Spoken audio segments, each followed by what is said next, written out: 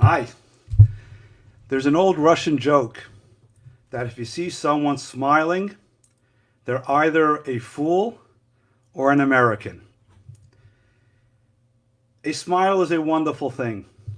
A smile is a beautiful thing.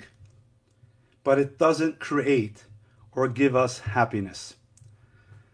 Good evening, good morning, good afternoon, wherever it is that you are in this beautiful world of ours. I would like to share with you my tools for joy and happiness. And I don't have the credentials of a PhD or a therapist or a doctor. I'm just an ordinary person like you who tries to create happy moments in his life. And especially and particularly during these trying and hard times, it's so important to try to draw on our own personal resources to create a positive and happy energy. You know, every one of us, somewhere in our house, somewhere in our office, we have that junk drawer.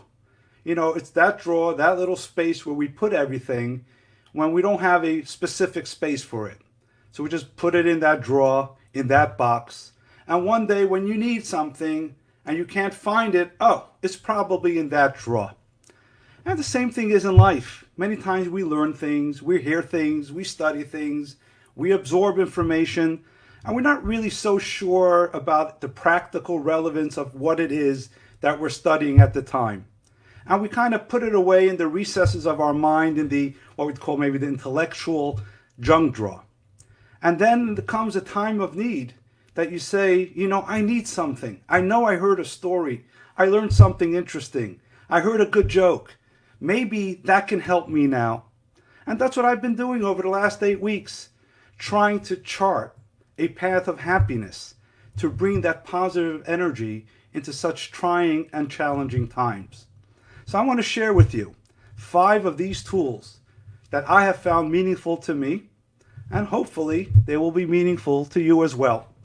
So why don't you grab a paper and a pen, or your iPhone, your iPad, wherever you put down information, and I want you to think of these 5 words and write them down. Okay, let's start. The first one is choose. Write down that word choose. The second word is define. Word number 3, attitude, followed by gratitude. Finally, faith. Choose, define, attitude, gratitude, and faith. These are the 5 words that we're going to be focusing on this evening. And hopefully, remembering these 5 words, these tools will always be there for you as a resource for joy and happiness in your life. So let's get going. Choose. Happiness is a choice. You can actually choose to be happy in most cases. The King David writes in Psalms, in Tehillim, Ivdu es Hashem b'simcha. Serve God with joy. How can you instruct an emotion? How can you tell people, be joyful? And commentary asks this question about all the instructions of emotion in the Torah. Be happy, love God, fear God. How can you legislate an emotion? And the commentary explain is correct. You cannot legislate an emotion. What you could do is gather the information to create that emotion, because we have choices. And the same thing is with joy. As Maimonides says, to be joyful is an avodah gedola. It takes a lot of effort. It requires a lot of effort, great effort, because to be happy is not a state of being where you are. To be happy is not a destination.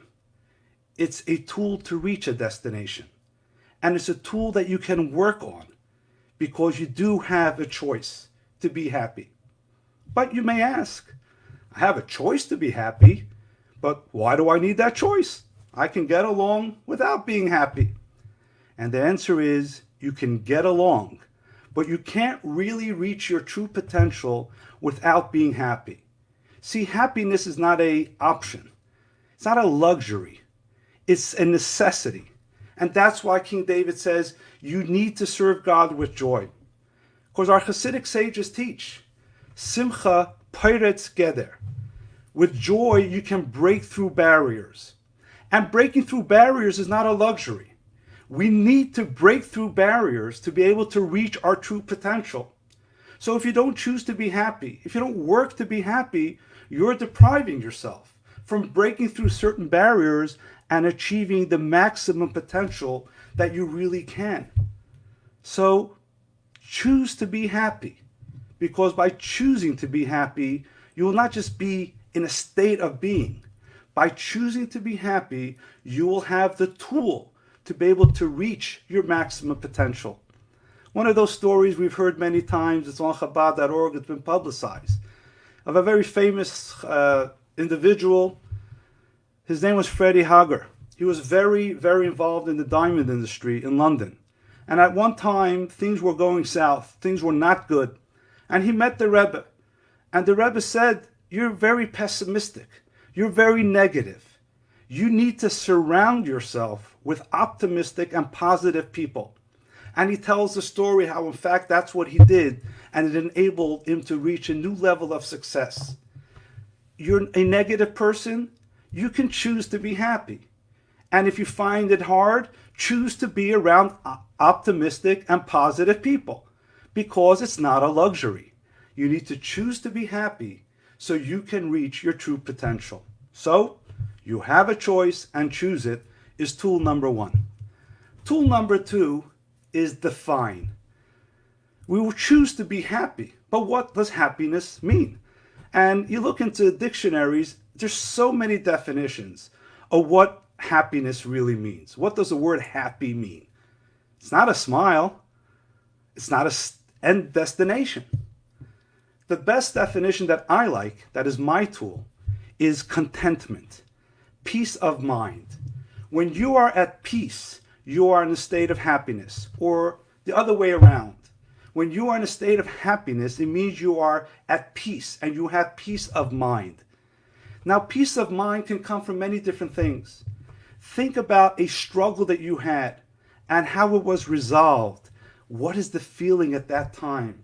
It's happiness.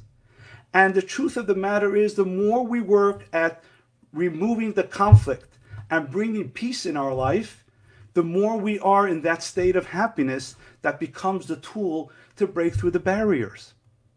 What is the deepest friction and space of conflict in our life?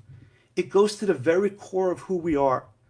See, at the moment you were born, while mom and dad were saying Mazel Tov and everybody's happy, that is when your most serious conflict came into being. The conflict between body and soul. The moment the heavenly soul enters the earthly body, there is this friction of the soul going up, wanting to be high and spiritual, and the body being physical and material. That is the core of almost all our conflict. Imagine you can live from a space where you have no conflict between body and soul. You have no conflict between ego and purpose and value. Imagine you're living from a space in life where your value and your higher self is shining through your body. You're humble and allowing the soul to shine through. Those are truly content people. Those are people that are truly at peace with themselves. Those are truly happy people. And what comes to mind is another famous story we've heard so many times of the famous chassid Rabbi Mendel Furtefas, who spent many years in Russian Gulag. And one of his most popular stories are, he's sitting around and everyone entering the cell, everybody entering the Gulag is so depressed. And he's jolly. And people ask him, he asked them, why are you so depressed? Or actually it went the other way around. They asked him, Mendel, why are you so happy about? He said, ask them, why are you so depressed? And this one says, before I came to jail, I was a doctor, and when I leave, it's all over. This one was a successful businessman, and his record is shot. And whatever they had before they came in no longer exists. To which Mendel says, that's exactly why I'm happy. Before I came into prison, I was a Jew. I had a purpose and a mission in life. While I'm here, I have a purpose and a mission in life. And when I leave, I will have a purpose and mission in life. And those who knew Reb Mendel knew he was always a happy person. That person that lives with no conflict between his purpose and his mission and his existence in this world is a very happy person. So, remember, the definition of happiness, peace of mind, peace within yourself, and the more you can resolve to live from a perspective of the soul, think about it, there'll be so much peace within you, and you will be content and in a happy space. Tool number 3, gratitude. Every morning, we wake up in the morning, and the first thing in every Jewish prayer book is a prayer called Modeh Ani, in where we offer gratitude to God for restoring our soul and restoring our life. And the Rebbe tells us that Modeh Ani gratitude is not just to thank God for giving us our soul. Gratitude is the very core of what your life should be all about. That's the most fundamental aspect upon which you build the rest of your day. It's the core of Judaism, to be gracious and thankful to what you have and to the presence of the soul. In fact, someone once asked the Rebbe what his favorite prayer is. And he responded, Modeh Ani. Because Modeh Ani is a fundamental state to allow us to live from the peace of the soul and therefore be able to choose to be happy and break through barriers. So I'm not going to share a story about this particular tool. I'm going to share a meme that one of my children shared with me the other day, which I found to be very powerful. And it says, imagine waking up tomorrow with only the things that you were thankful for today. And I'm going to repeat that. Imagine waking up tomorrow with only the things that you were thankful for today. Are we really thankful? Do we really have gratitude for all the blessings in our life? So be great, have gratitude. Tool number 3. Every morning you wake up and you say Modeh Ani, don't just think about the soul that entered your body, but think about five more things for which you are thankful for. And throughout the day, constantly, remember that's the foundation. Because when you're thankful and you recognize the gift of life and the gift from the Almighty, you're living from a higher perspective and therefore being able to choose to be happy and break through your barriers. Tool number 4, attitude. Attitude is the way we perceive things and the way we look at things. If Modeh Ani is the first thing we say every morning, the Shema is what we say the last thing every night. Shema Yisrael, Hashem Elokeinu, Hashem Echad. Hear, O Israel, God is our Lord, God is one. And the foundational idea of Hasidic philosophy is that this doesn't mean we believe in one God as opposed to many gods. What it means is that the God we believe in is a God of oneness, the unified aspect that brings together everything in our life. Where science is looking for the unified field theory, Judaism has long presented the unified God theory, that the core of everything is the same. It's God's purpose and mission for you and everything that happens in your life. Everything that happens in your life. The ups, the downs, the great things, the sad things, everything is there for a purpose. Everything is there for a mission. Hashgacha pratit, divine providence, oneness. There's nothing outside of that oneness. And therefore, when you lay in bed at night and you think about all the things that happen during the day, the positive and the negative, the things you'd like to grab onto, the things you would like to throw out, remember, Hashem Echad, the unified God theory. And when we have that attitude to the things in our life, that everything has a purpose, even our challenges and our struggles are there for us to get through that struggle and challenge and to grow through that, then you can have peace, because then everything in your life has meaning and purpose. So this time I'm not going to share a story and I'm not going to share a meme. For this 4th tool of attitude, I want you to take a moment and I want you to think about something in your life that you thought was terrible, was so negative. but turned out to be so positive and so important in the development of your life. I'm sure you can all think of one and take that and let that be the inspiration for everything. So tool number 4, develop that positive attitude of the unified God theory, and you will have peace within yourself, understanding who you truly are, being able to choose happiness and joy. 5th and final tool, faith. Faith is a very, very fundamental issue in Judaism. But I would like to present a different perspective on faith. Because what's so fundamental about faith is how we believe in God. But what's truly deeper than how we believe in God is how God believes in us.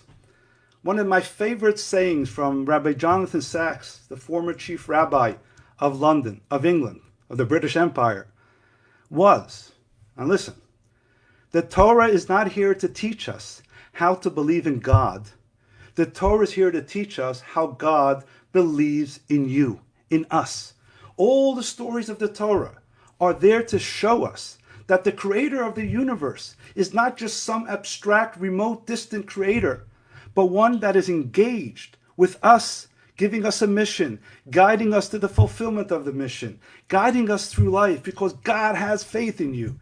God believes in you. And because God believes in you, you have the ability to be who you can truly be. Just believe in yourself. Don't let yourself be distracted by all the things around you. And you know why you should believe in yourself? Because God believes in you. That's faith. That's Jewish faith. And one of the most powerful stories I've heard in many years, I've heard this many times, is a story of one of the original shluchim of the Rebbe, and one of the original shluchim of Chabad in America. His name was Rabbi Moshe Yitzchak Hecht, and I want you to remember this, Rabbi Moshe Yitzchak Hecht. And he was a shliach. He worked in the Rebbe. He worked even with the previous Rebbe in New Haven. He started there in 1941. He began a school, built a community, and he was really dedicated chassid. 33 years into his mission, in 1974, he was just so overwhelmed. There was so much he had to do, and he couldn't really afford the help and the work that he needed. So he writes a letter to the Rebbe, and let me quote. He signs off the letter after pleading with the Rebbe that he just can't handle this anymore, that the Rebbe should help and do all he can. That's what he writes to the Rebbe. He's had it. He just can't do anymore. Rebbe, please do something. Please do the best that you can, he's telling the Rebbe. He's giving the Rebbe a challenge. And this is what the Rebbe answers him. I'm quoting. I've already followed your advice, he writes to Rabbi Hecht. I've already followed your advice. I sent there Rabbi Moshe Yitzchak Hecht. But it appears from your letter and from those preceding it that you're still not familiar with him and with the capabilities with which this person is endowed. Whatever the case, the Rebbe continues, you should get to know him now. Immediately, everything will change, your mood, your trust in God, everyday happiness, etc., etc. Rabbi Moshe Yitzchak Hecht was instructed by the Rebbe to meet himself, and he'll get to realize what kind of a powerful, wonderful person there is. We need to believe in ourselves, not in our ego, but in our mission. We need to believe in ourselves, not in our material life, but in our connection with God, and the fact that God entrusts you with a mission. And if God entrusts you with a mission, then he certainly gives you the ability to do so. That is the tool of faith. So let's quickly review these tools. Let's go through them again. Let me bring up my screen here. Tool number 1 is choose. Choose to be happy. Tool number 2. Let me get this up a little quicker, get this working a little bit. Tool number 2, define. Happiness is peace of mind. Tool number 3 and 4 is attitude and gratitude. Moda ani. Be gracious. Have gratitude. Have the right attitude of Shema Yisrael. And tool number 5, faith. Believe in yourself. Choose, define gratitude, attitude, and faith. Why do you have faith? Because God believes in you as well. So why are these so important now? At this time that we are in, at this critical time in human history, in world history? Because we need to inspire ourselves to create points of joy and sources of joy. Because simcha poretz geder, as we discussed. Joy breaks through barriers. Joy is not the destination. It's the tool to that destination. And we must make sure that we don't look at this as a luxury. It's that we need this as a necessity. Because we are not just meant to get through this crisis.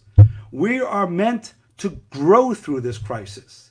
God puts us in a certain situation to be able to grow and to create certain things. So we're going to come out at this other end. We're going to come out at this other end, and the choice is yours. The choice is yours to be stronger and to be better. And the tool for that choice is to be happy, to understand your role, to understand your mission, to find that piece of contentment. And if you can incorporate these 5 ideas and tools for real, true happiness, not just external stuff that make you that you think make you happy, but an internal contentment and peace of mind and peacefulness within yourself, you will see that, please God, soon as we get and move through this crisis and move slowly to the other end, you'll be stronger, you'll be better, with a greater sense of purpose and a greater sense of mission.